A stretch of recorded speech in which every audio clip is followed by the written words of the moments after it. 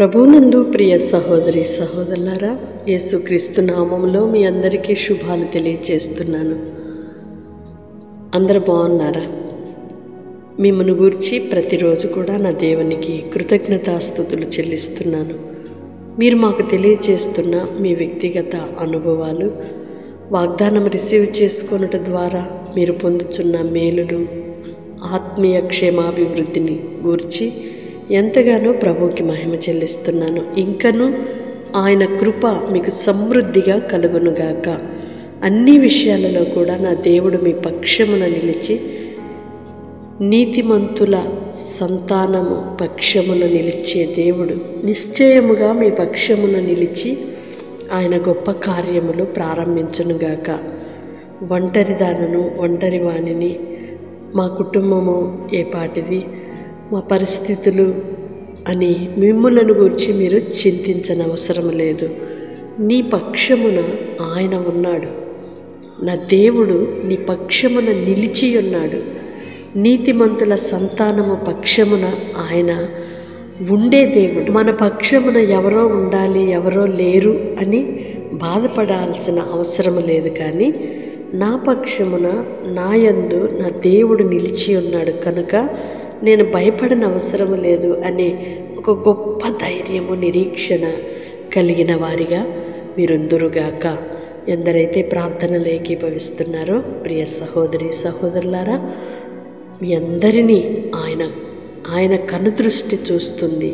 మీ పక్షమున మీరు చేయు ప్రయత్నాలలోనూ, మీరు పోరాడుతున్న పోరాటాలలోనూ, మీ వ్యక్తిగతంగా మీరు పడుతున్న సంఘర్షణలన్నిటిలోనూ నా దేవుడే న్యాయకర్తగా ఉండి ప్రతిదీ కూడా ఆయన చక్కపరచునుగాక.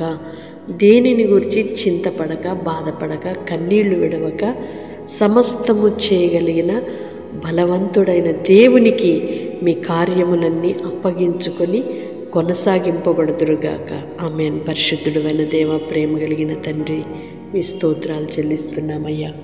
ఇంతవరకు మీ కృపలో మమ్మలను భద్రపరిచి మరొక నూతన దినాన్ని మా జీవితంలో ఇచ్చారు. మా పక్షమున కార్యములు జరిగించు దేవుడము మీరు మాకుండగా దేనిని గురించి మేము చింతపడాల్సిన అవసరం లేదు కదయ్యా. ఇంత గొప్ప దేవునికి మమ్మలను పిల్లలుగా చేసుకున్నారు. ఏమిచ్చి నీ రుణము తీర్చగలమయ్యా? ఎంతగా స్తుతించినా అది కొంచెమే. మీ ఉన్నత ఘననామమునకై మహిమ చెల్లిస్తున్నాను, కృతజ్ఞతాస్తుతులు చెల్లిస్తున్నాము. ఎందరైతే నీ బిడ్డలు ప్రార్థనలు ఏకీభవిస్తున్నారో వారి పరిస్థితులను ఎరిగిన దేవుడవు, కార్యములను సఫలపరచండి. నీ బిడ్డల ఒంటరితనాన్ని మీరు చూస్తున్నారు, వారు చేయు పోరాటాలను మీరు చూస్తున్నారు అయ్యా. వారికి కలిగిన వేదన, బాధ, దుఃఖము, వ్యాధిని మీరు చూస్తున్నారు. వారి బలహీనతలు, వారి పోరాటాలు నా తండ్రి అయ్యా మీరు ఎరిగిన దేవుడవయ్యా. వారి శ్రమను మీరు చూస్తున్న దేవుడు. నీవు తోడయుండి నడిపించి విడిపించి మీ ఘననామానికి మహిమ తెచ్చుకున్నామని వేడుకుంటున్నామయ్యా. మీ సాక్షులుగా నీ పిల్లలు బ్రతుకున్నట్లుగా అద్భుత కార్యములను మీరు జరిగించమని వేడుకుంటున్నాను.